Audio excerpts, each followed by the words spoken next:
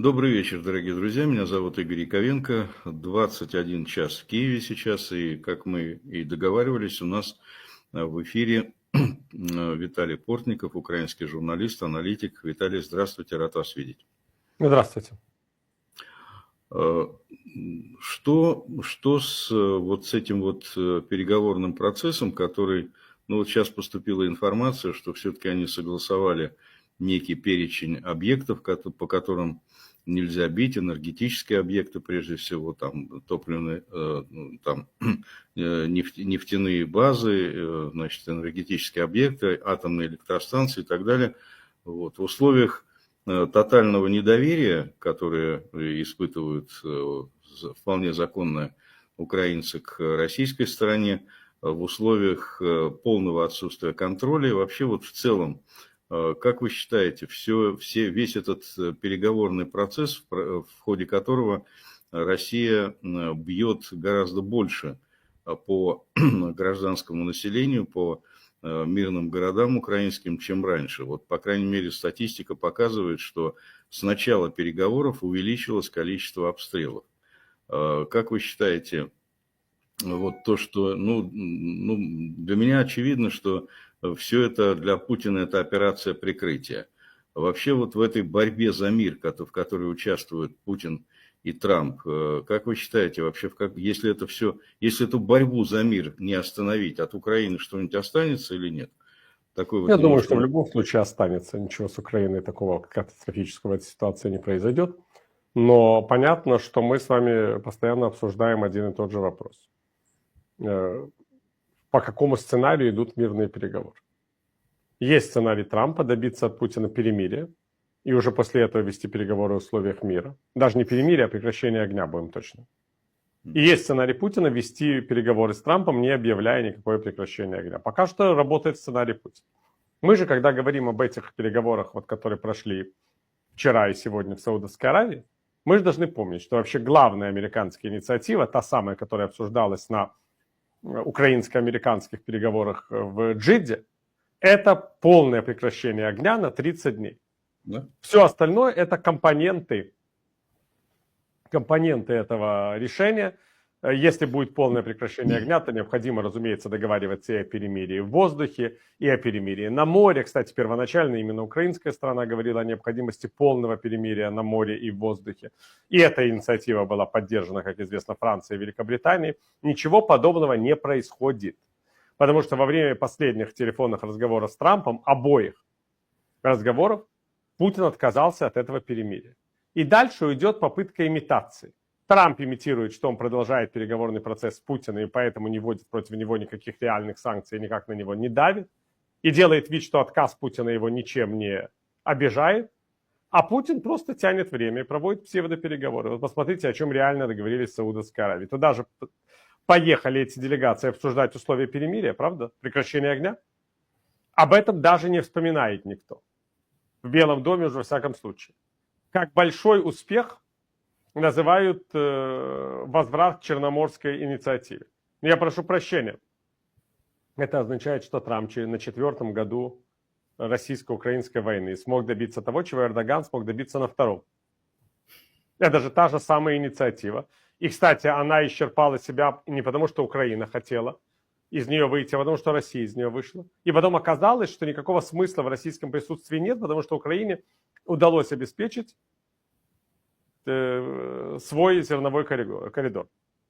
И Одесский порт функционирует. И, кстати говоря, совершенно противоречивые заявления приходят относительно того, договорились ли о портах. Договорились ли при этом не бить по портам. Потому что если при этом Россия будет продолжать обстрелы одесской инфраструктуры, то, разумеется, это соглашение о свободе судоходства в Черном море ничего в принципе не меняет. Да, может быть что-то по-другому функционировать, если Россия прекратит обстрел черноморских портов. Если не прекратит, то это вообще то же самое, что и было. Теперь о энергетике. Россия утверждает, что это соглашение действует 18 марта, а Белый дом не утверждает. Белый дом утверждает, что договорились согласиться с тем, какими будут параметры этого энергетического перемирия. То есть тут тоже разные представления, потому что России необходимо пустить пыль в глаза и доказать, что на самом деле перемирие уже было достигнуто, а Соединенные Штаты с этим не согласны. Ну и мы прекрасно понимаем, что о самом 30-дневном перемирии вообще как будто бы и не говорят.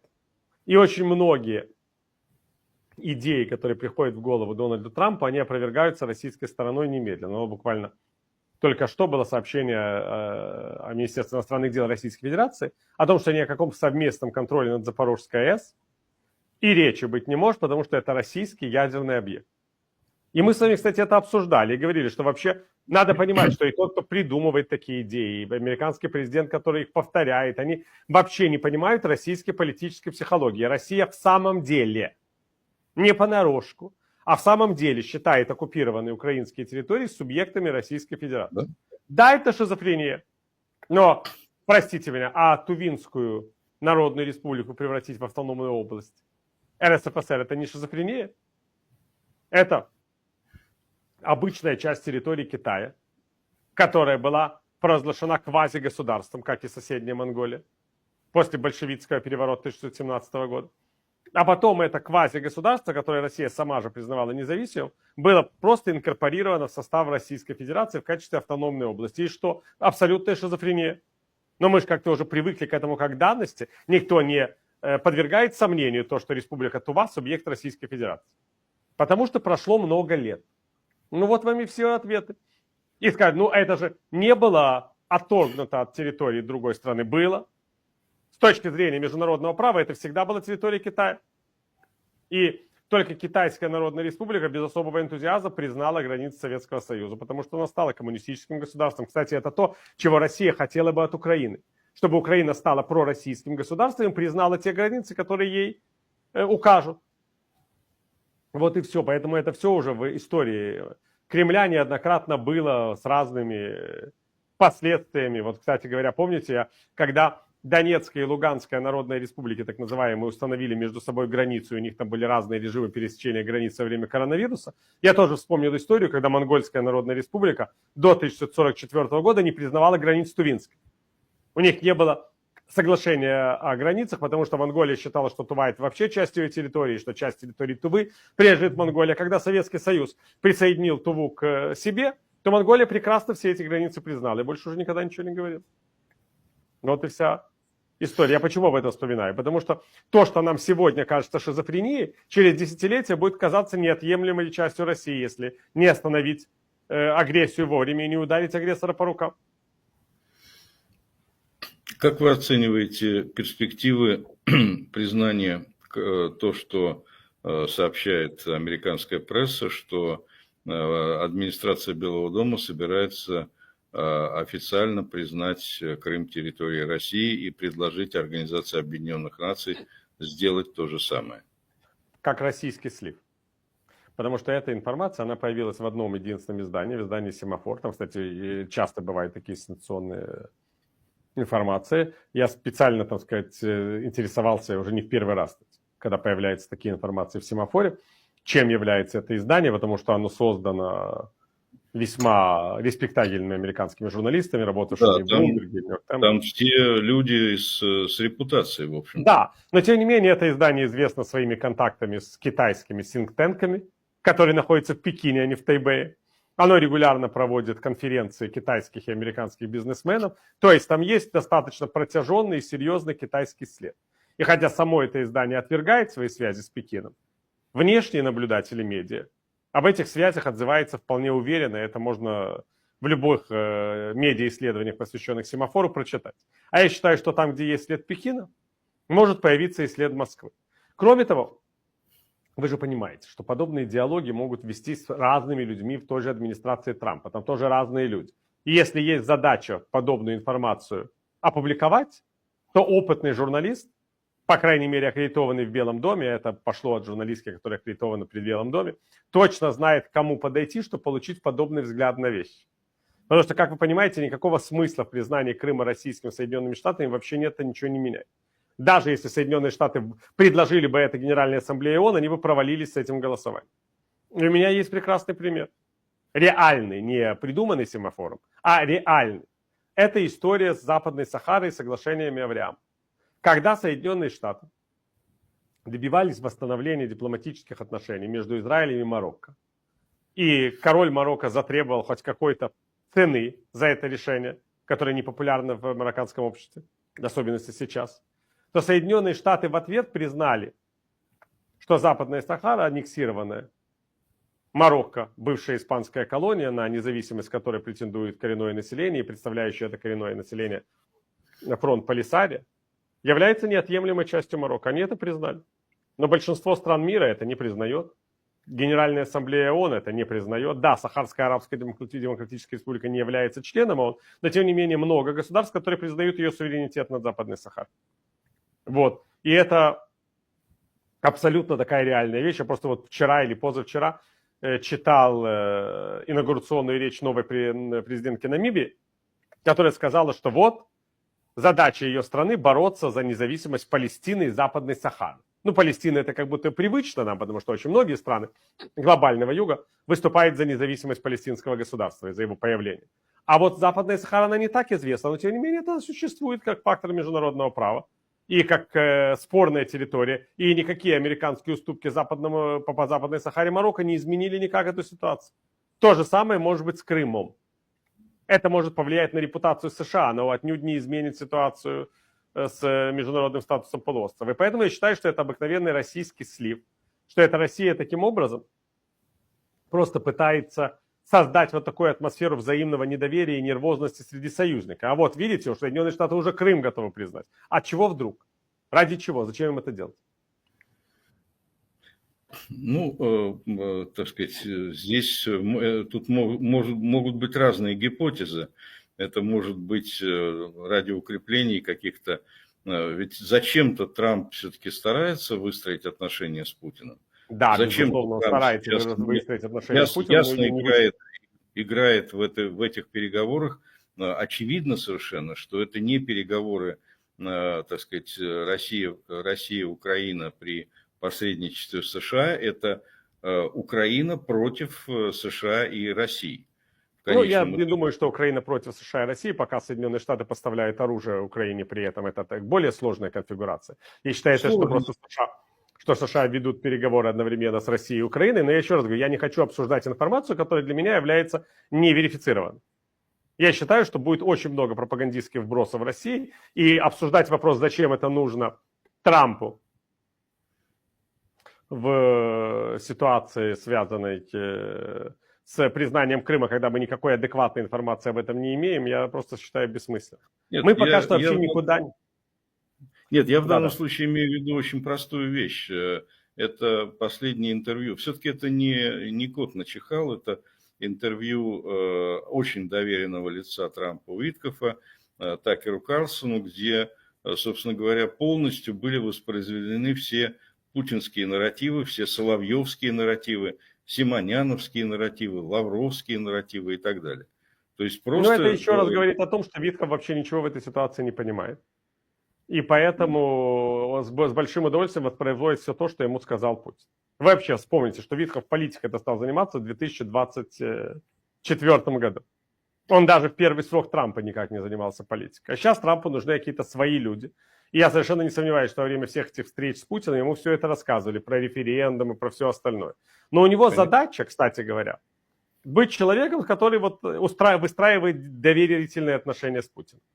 Я думаю, что это тоже один из элементов тактики Трампа. Келлог должен выстроить отношения с Зеленским, он курирует Зеленского, а Витков курирует Путина, и мы потом посмотрим, как он со всем этим действует. Но в любом случае, для того, чтобы все это работало, Путин должен пойти хоть на какие-то уступки, а он же не идет. Конечно. В этом же проблема Трампа. И я думаю, что все эти переговоры в Саудовской Аравии, они в основном были связаны с тем, что участники описывали друг другу блестящие финансовые перспективы, которые будут в случае, если одна из сторон пойдет на уступки. Вот американцы могли, это прекратите огонь, как требует наш босс, и вы получите и вот это, и вот это, и вот это. А русские им в ответ говорили, перестаньте лезть в Украину и оказывать им военную помощь, и вы получите вот это, вот это и вот это. Вот и все. Вот они и разъехались. А поскольку Трамп не может просто так взять и прекратить военную помощь Украине, а Путин не собирается отказываться от войны, то они так и будут общаться долго и счастливо, скажем так. Насколько долго, насчет счастливо это бог с ним, а насколько долго, то есть насколько все вот это вот состояние, когда происходит война, а переговоры для Путина являются просто прикрытием, оперативным прикрытием этой войны. Значит, Трамп по-прежнему будет говорить, что переговоры идут прекрасно и будут по-прежнему продолжать убивать украинцев.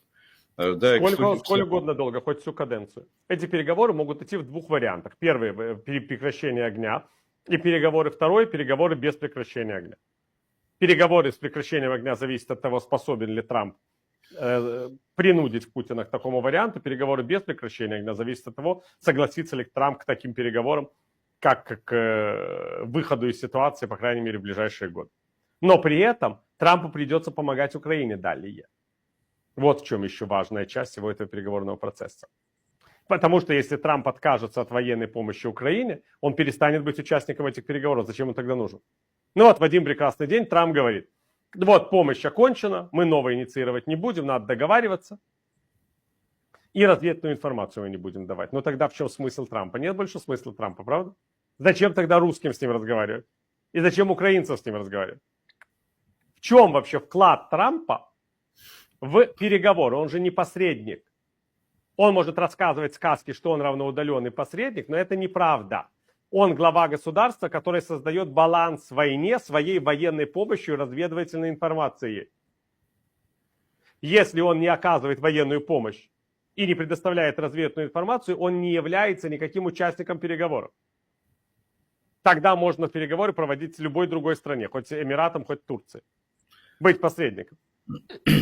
Ну, на самом деле были переговоры с участием тех, кто не оказывал, такую военную помощь, по крайней мере. Это та же самая. То есть сначала начались переговоры в Минске, затем переговоры переместились в Стамбул. И, ну да, но это все были имитационные переговоры. Так а эти какие?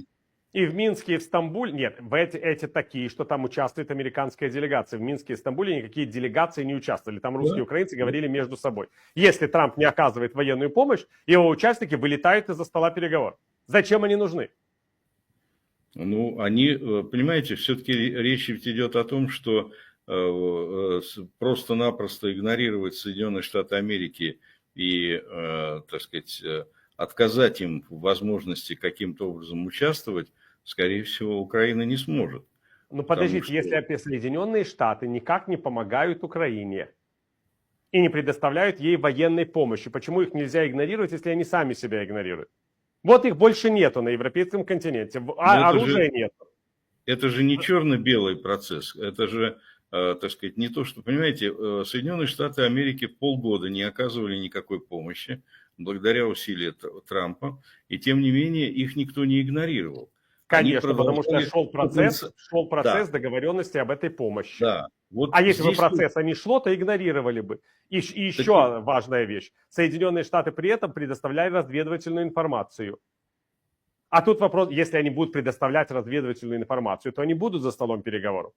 Конечно. Это будет нужно и России, и Украине. А если они перестанут как-либо участвовать, то какой смысл? Ну, игнорируй, не игнорируй. Ну, приедет какой-то очередной чиновник. Ну, русские, во-первых, не забывайте, они не нужны русским в этом случае. О чем с ними разговаривать? Почему с ними нужно разговаривать в Украине? Они очень нужны русским для престижа, для того, чтобы вот мы постоянно находимся в контакте с американцами. Но будут находиться в контакте с американцами по какому-то другому поводу. Я думаю, что это как раз несложно. Будет Иран с ними обсуждать. Я просто говорю, что на российско-украинском треке американцы свое участие обеспечивают своим непосредственным вовлечением в конфликт. Если они не будут вовлечены в конфликт, они никому не будут здесь интересны. И европейцам тоже. Вот европейцы могут стать тогда субъектом переговоров, потому что они будут предоставлять военную помощь больше. Они будут пытаться заместить Америку. Как это у них получится, мы можем говорить только в будущем. Но в любом случае, ясно, что украинская делегация считается с американской только потому, что американская является спонсором украинской безопасности. Вы, кстати, правильно говорите. Когда украинская делегация вела переговоры в Минске и в Стамбуле, тогда никакой реальной военной помощи от Америки на тот момент не было. Поэтому приходилось разговаривать самим. Потому что, приехала бы туда американская делегация, и что бы она сказала русским? Ничего. А сейчас американцы могут говорить, вот мы будем помогать Украине, пока вы не выйдете на какие-то приемлемые условия. А если вы выйдете на какие-то условия, мы будем меньше помогать и снимем с вас санкции. Ну, а если ничего такого нет? Тут есть еще санкционное давление. Это вот тоже важный момент. Но опять-таки, тут же тоже непонятно, как Трамп будет выходить из этой ситуации. У него она непростая. Он хотел бы, конечно, все эти санкции снять, все это убрать. Но для этого же Путин должен хоть на какие-то реальные уступки пойти. Вот сейчас по этой Черноморской зерновой инициативе вроде бы Соединенные Штаты должны там обеспечить какое-то уменьшение санкций против России с точки зрения обеспечения российской сельхозпродукции на рынке, включая подключение к SWIFT российских сельхозбанков. Это расплата, как вы понимаете, за Черноморскую зерновую инициативу. За энергетику тоже придется чем-то расплачиваться. Например, согласием, что Украина не будет бить по российским нафтоперерабатывающим заводам. То есть за каждый шаг России Америка должна ей платить. Но если она убирает против нее санкции, чем она может расплатиться? Есть два инструментария. Санкционный и инструментарий военной помощи. Никаких других инструментариев нет. Нет, ну, слушайте, вы недооцениваете такой важнейший инструментарий. Трамп может подарить Путину портрет кисти какого-нибудь американского художника. Ну, поливать Путину на свои портреты. Как вы знаете, Путин не Трамп. Так, шутка не зашла. Значит, Потому смотрите. что это не смешно, потому что Путин, будучи опытным, я бы сказал, разводилой, чекистом, использует слабости Трампа для своих нужд. И это работает. И, кстати, даже не только Путин. Витков же тоже понимает, что Трамп падок на лезть. Они вместе с Путиным организовывают вот эту вот засаду на Трампа. Ну, Трамп тоже облизывает Путина так, что мама не горюй. Поэтому... Только Путину это совершенно не важно. Путин, как говорится, вот не очень важно. А вот здесь я не знаю, вы уверены, вы уверены, что вы сейчас хорошо чувствуете Путина? Потому что он изменился ведь очень сильно. Ну, изменился, но я чувствую не Путина. Я чувствую окружение Путина. Если бы окружение Путина знало, что он падок на лезть, они бы проводили совещание в рассказах, какой он выдающийся. Ничего этого не происходит. Иногда отдельные фигуры, типа Володина, рассказывают, что если не будет Путина, не будет России. Но это эпизодические моменты. Никто из ближайших, так сказать, сотрудников и соратников Путина не выступает с великими словословиями в его адрес. Если бы они знали, что это работает, мы бы слышали сплошную патоку трамповского типа по всем каналам российского телевидения, от всех российских чиновников. Они достаточно сдержаны. Никто не говорит, что они не рассказывают о том, какой выдающийся Владимир Владимирович лидер, но так спокойно, я бы сказал. Ну, не в лицо Путину.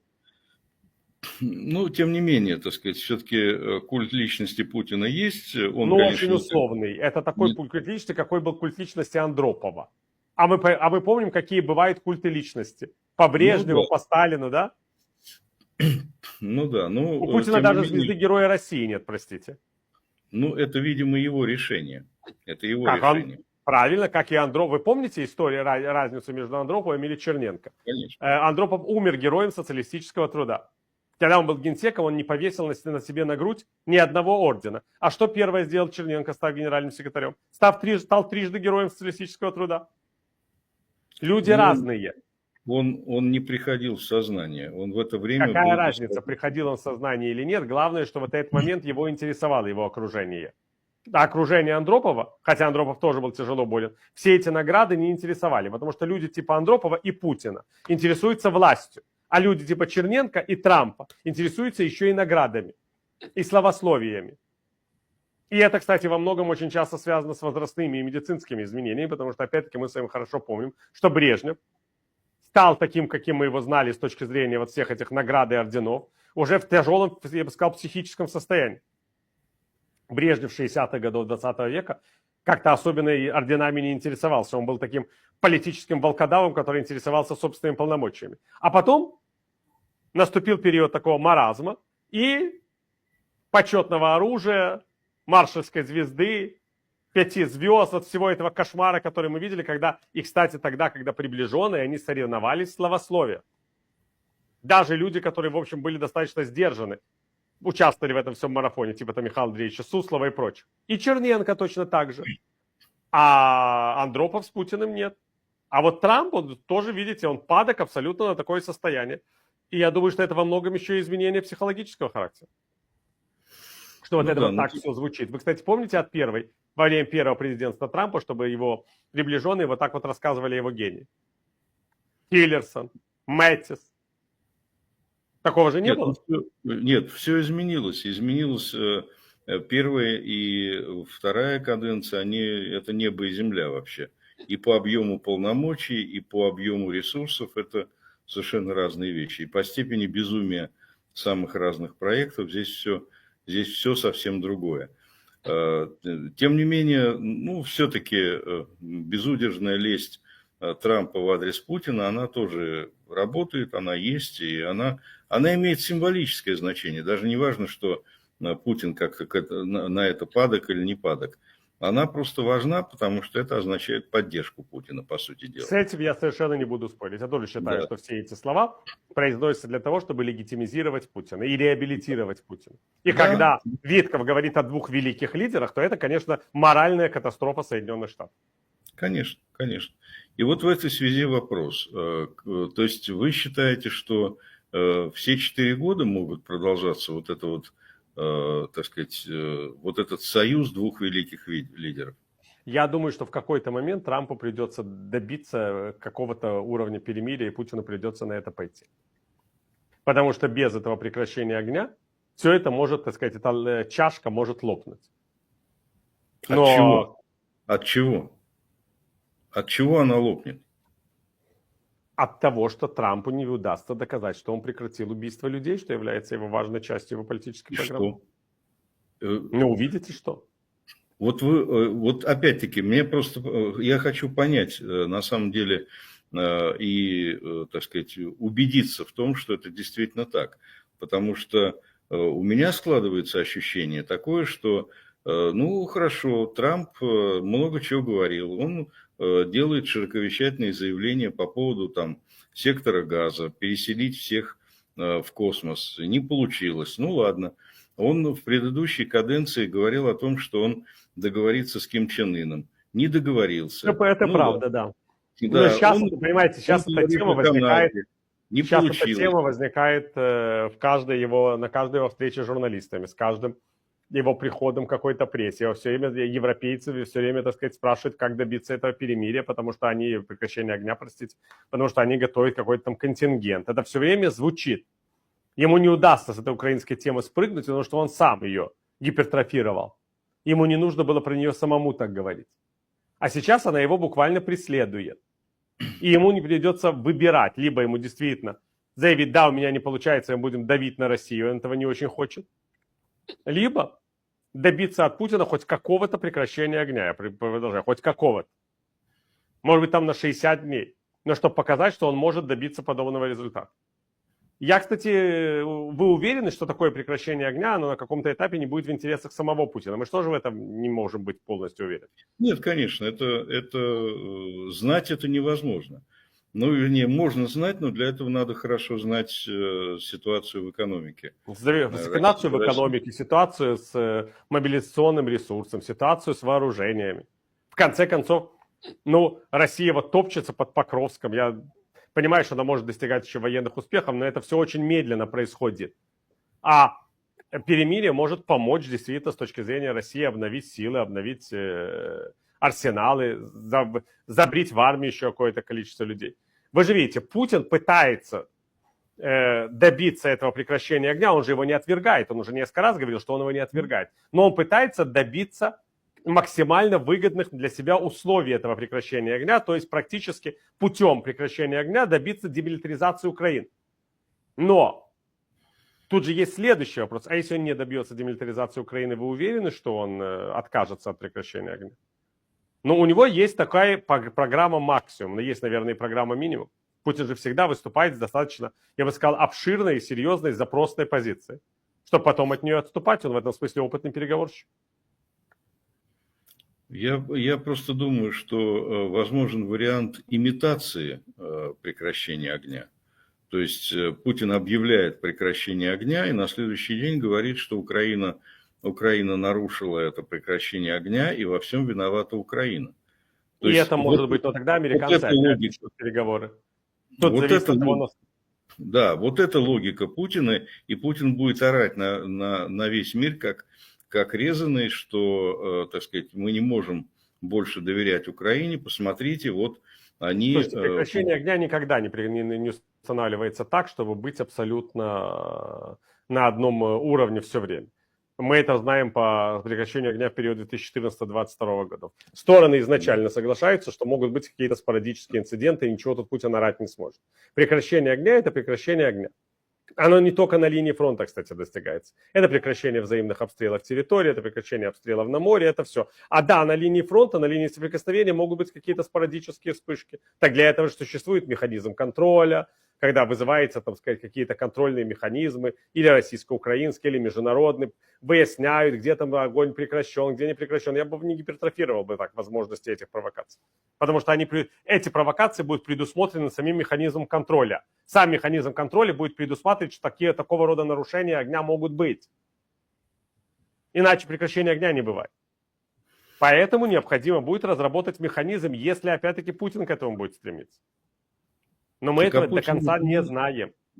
Путину это не надо. Никакого механизма контроля придумать невозможно без того, чтобы создать какие-то институции, которые не будут контролироваться Путиным. А он на это не идет, он на это не пойдет. Зачем ему это надо? Пускать... Ну, может быть, контрольная комиссия, если американцы захотят ее создавать. Тут можно много всего придумать. Если Путин согласится на прекращение огня, механизм его контроля будет найден. Если Путин не согласится, не будет найден. Тут все очень просто. Как вы видите само это прекращение огня? То есть это обе армии сидят в окопах, в блиндажах друг напротив друга. С одной стороны сидит 600 тысяч, значит, путинских упырей, которые все это время вместе с оружием продолжают получать свои повышенные зарплаты. С другой стороны сидит ВСУ, и вот они друг против друга сидят, как зайки, и друг друга не стреляют. Ну, во-первых, да, вероятно... представляете, с какими-то инцидентами, да? Именно так я это представляю. Да. И, то есть, и вот это может происходить без... Ну, это будет происходить с инцидентами, которые будут использованы для того, что никогда не было вот в период с 14 по 22 год никогда не было такой концентрации войск друг против друга на линии 2000 километров. Да, именно поэтому и Зеленский, и Макрон, и Путин предлагали Трампу частичное прекращение огня. Но мы с вами говорим о цели Трампа. Трампу придется, если он хочет достичь этой цели, думать о том, как эту ситуацию контролировать. Иначе не будет выполнена его главная задача. Его главная задача простая. Прекращение огня с последующими переговорами. Все остальное – это его политическое поражение. Я не собираюсь додумывать, как он собирается контролировать за него. Потому что напомню, что тут позиции сторон совпадают. А позиция американской стороны другая. Вы сейчас, когда рассказываете об этом, вы говорите то же самое, что говорил Макрон со Стармером. Как мы можем это прекращение огня соблюдать по линии фронта 2000 километров? И то, что говорил Путин на пресс-конференции с Лукашенко. Как вы предлагаете это контролировать? Все это понимают, кроме Трампа. Значит, Трамп должен либо отказаться от этой идеи и признать, что война будет продолжаться до достижения переговоров или какого-то справедливого мира. Ну, то есть действовать в фарватере Путина, по большому счету. Да, да. Либо и помогать Украине дальше. В таком случае. То есть разница только в том, что Трамп все это упаковывает совершенно в другую вербальную оболочку, так же, как Путин. Путин же не отказывается. Все понимают, что Путин отказался от мирных переговоров. Но он это облег в другую вербальную оболочку. Ну, правильно, но еще раз говорю, это зависит, это вообще не важно. Мы сейчас же не обсуждаем с вами прекращение огня. Мы сами обсуждаем американские действия в случае, когда станет ясно, что война продолжается, и Путин к прекращению огня не готов, а американская помощь Украине исчерпывается. Это важно понять, как будет действовать Трамп. Будет готов он отказаться от новой помощи, или он инициирует новый какой-то пакет. Может быть, не такой большой, может быть, этот пакет будет связан с европейскими усилиями, но тем не менее он сохранит Соединенные Штаты на доске или нет. Это в ответ на этот вопрос мы знать сейчас не можем. Но это уже летом будет очевидно. Мы же возвращаемся к тому же самому, о чем мы говорили во время прошлого нашего разговора, когда я это сравнивал с грантом для Радио Свобода. Что в сентябре месяце все равно придется определяться, какие бы ни были сейчас решения. Так и тут. К осени придется определяться, какие не были бы сейчас решения. Продолжать военную помощь или больше ее не предоставлять. Все очень просто. А эта военная помощь зависит от России. Здесь есть одно различие. Дело в том, что в случае с Радио Свобода это очевидная вещь, потому что Радио Свобода либо будет существовать, либо не будет. То есть либо будут какие-то деньги, либо их не будет. И здесь уговорами ничего не изменишь. В ситуации с Трампом есть вербальная оболочка, когда Трамп будет говорить о том, что, например, Путин устроит провокацию, Трамп будет говорить о том, что, ну что ж, они не хотят, обвинить Украину. Трампу, как мне кажется, в сегодняшней ситуации легче обвинить Украину, чем устраивать, так сказать, какую-то конфронтацию с Путиным. Пока это выглядит так. Но пока он Украину не обвиняет, пока они говорят, что Украина, у него хорошие переговоры с Украиной, хорошие переговоры с Россией, Украина хочет мира, это вот все вот так выглядит. И еще раз говорю, не имеет никакого значения, что происходит сейчас. Важно то, что будет происходить летом. Если сейчас военная помощь продолжается и разведывательная информация продолжается, то самое главное, будет ли новый пакет помощи. А все остальное это не имеет никакого значения. Конечно, хорошо, доживем просто пока вопрос ребром не стоит, поэтому, так сказать... Да, пока вопрос ребром не стоит, а он же станет. Ему не надо будет выбирать между Россией и Украиной. Трампу надеется, что он до момента, когда истечет эта американская военная помощь, договорится о прекращении огня. Он же об этом сказал сам. Я надеюсь, что Украине хватит оружия для того, чтобы сдерживать фронт, пока мы не договоримся о прекращении огня.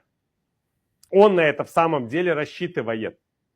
Вопрос в том, что будет, если он не договорится о прекращении огня, а помощь будет оканчиваться. Это главный вопрос этого сюжета, а вовсе не то, о чем он договорится или не договорится. Ну, я думаю, что первые промежуточные результаты мы увидим уже в апреле, когда, так сказать, по многим оценкам, по многим прогнозам должно быть вот это самое прекращение огня. Вот эти вот утверждения, что это должно произойти почему-то в день рождения Гитлера, я не знаю, почему именно эта дата. Я тоже не знаю, какие-то выдумки очередные. Ну, не знаю, почему-то день рождения Гитлера берется в качестве главной даты, которая должна... Вы имеете в виду 20 апреля? Ну, конечно. Но это же Пасха. Ну, так извините, я же не виноват, что Пасха приходится на день рождения Гитлера. Это же не я. Ну, просто у каждого свои ассоциации, согласитесь. Люди в христианском мире думают не о Гитлере, а о Пасхе.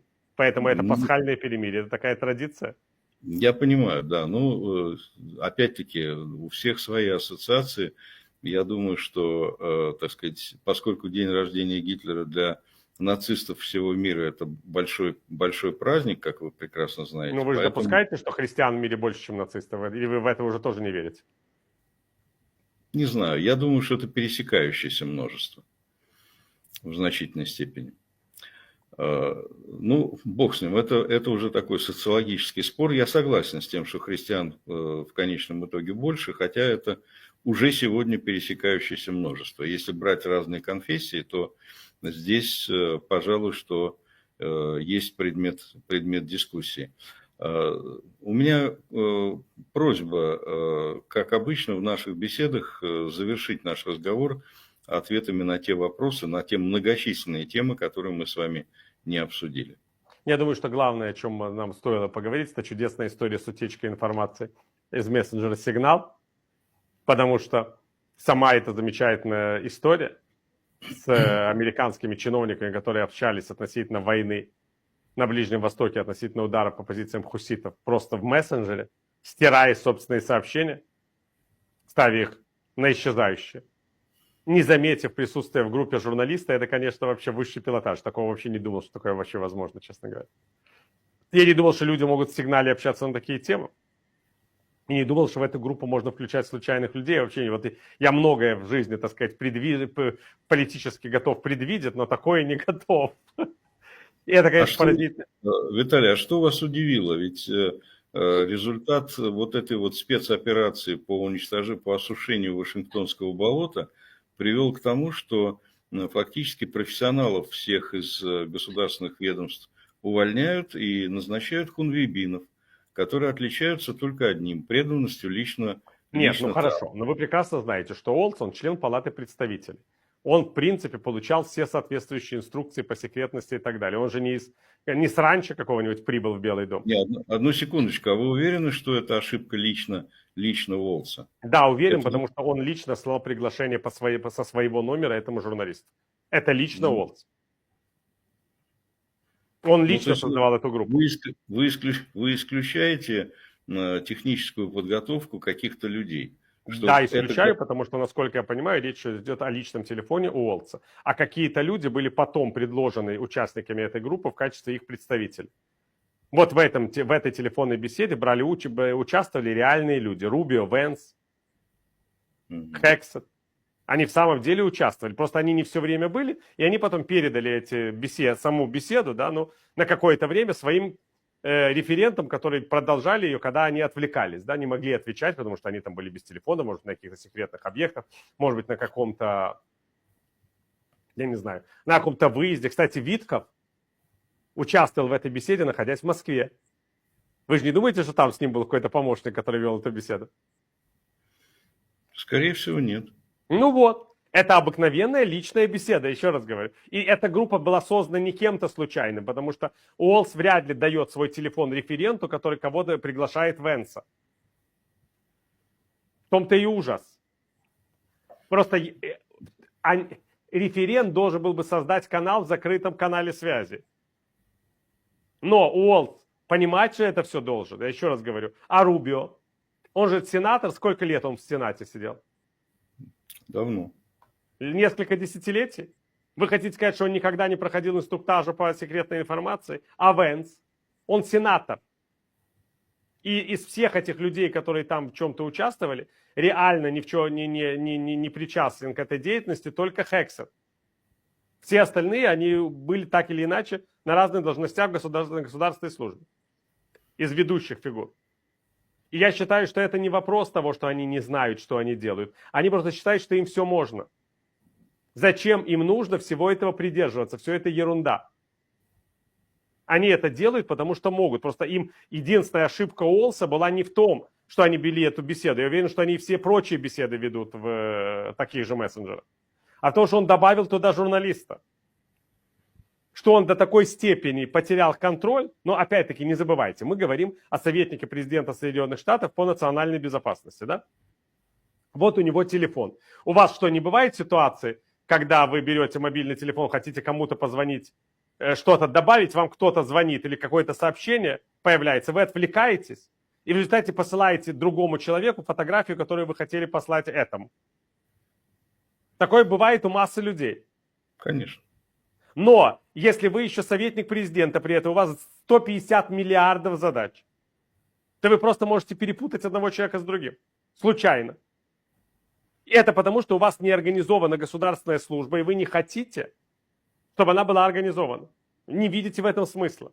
И попадаете в такую жуткую ситуацию. И ничего не происходит, потому что Трамп говорит, ну, господин Уолтс сделал вывод, подумаешь. Ну, Хотя, конечно, Виталий, при любой другой ситуации ничего бы этого не было. Мы же вернулись именно к тому, о чем я говорил, о том, что существует как раз то самое Вашингтонское болото, которое, то есть существуют институции, которые должны следить за всем за этим. Да, А конечно. поскольку они всех профессионалов уволили, то они остались, так сказать, вот наедине со своими проблемами, со своими загруженностью и так далее. То есть это все должен готовить его величество аппарат. Как раз то самое Вашингтонское болото, которое они осушили с дуру. Вот мне кажется... В любом случае должны быть какие-то референты, помощники, все же должно как-то работать. Так вопрос заключается, понимаете, вот все-таки либо это профессионалы, либо это халуи, которые, так сказать... это тоже правда, да. То есть, понимаете, это же вопрос, что произошло в результате вот этой вот замечательной работы команды Илона Маска и его хунвейбинов. Они выгнали всех профессионалов, потому что они как раз воспринимают их как Вашингтонское болото, как то самое глубинное государство, выражаясь языком Суркова, которое, так сказать, правит Америкой. А должны править они лично. Вот они и правят. Ну да, как умеют. да. Так что это вот такая вот замечательная история.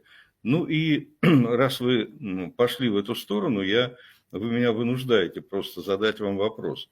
Как вы считаете, все-таки вот уникальность ситуации, когда во главе демократического государства стал вот, ну, лидер явно фашистского типа, и совершенно очевидно происходит какая-то борьба, она будет обостряться, видимо, после первых 100 дней она выйдет на новый уровень, борьба между демократическим государством, Соединенными Штатами Америки и Дональдом Трампом.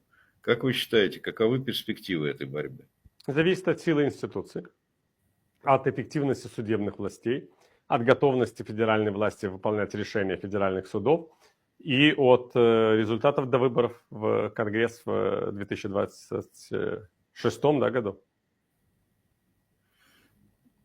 Ну, что касается готовности федеральной власти выполнять решения федеральных судов, то понятно, что они будут стараться не выполнять. Будут стараться, но непонятно, насколько смогут в полной мере. Вот это вопрос. Да, вот это и будет ответом на вопрос. Если окажется, что институции не сработают вообще, то есть, что будет судебное решение, а власть их будет игнорировать, это приведет к дефрагментации управления. Потому что тогда уже на уровне штатов будет приниматься решения, противоречащие решению федеральной власти, но поддержанные судами, и в свою очередь федеральная власть ничего не сможет сделать. Мы это все наблюдали в Советском Союзе в конце 80-х, начале 90-х годов. Это называлось парад суверенитета. Помните? Да, конечно. Да, ну, вот это вот может произойти. Для того, чтобы это не происходило, обе стороны должны придерживаться закона. Я хочу напомнить, что этот парад суверенитетов начался еще тогда, когда союзный центр пытался силой навязать свою волю союзную республику. Вводил войска, штурмовал телебашни, а не действовал в правовом поле. И оказалось, что тогда каждый действует в пределах своих полномочий настолько, насколько может. Ага, берите суверенитета столько, сколько сможете. В том-то и дело, что мы видели на протяжении сравнительно короткого исторического периода разные результаты вот этой вот битвы. В одном случае парад суверенитетов закончился поражением центра, в случае Советского Союза, а в другом случае примерно такой же парад суверенитетов в 90-е годы закончился поражением парада. Потому что были гораздо более слабые участники, с другой стороны. Российские республики нельзя сравнить с союзными ни по количеству населения, ни по количеству ресурсов, ни по количеству, я бы сказал, противостоящей стороны. Я имею в виду, собственно, российские края и области. Поэтому этот парад суверенитетов и не мог окончиться иначе внутри Российской Федерации. А в Соединенных Штатах другая ситуация. Штаты гораздо сильнее, чем какая-нибудь Чечня или Татарстан. Это правда. Ну и, кроме всего прочего, все-таки вторая поправка к Конституции Соединенных Штатов Америки имеет тоже очень важное значение. Да, не спорю. Соединенные Штаты Америки, американцы – это вооруженный народ, в отличие от россиян.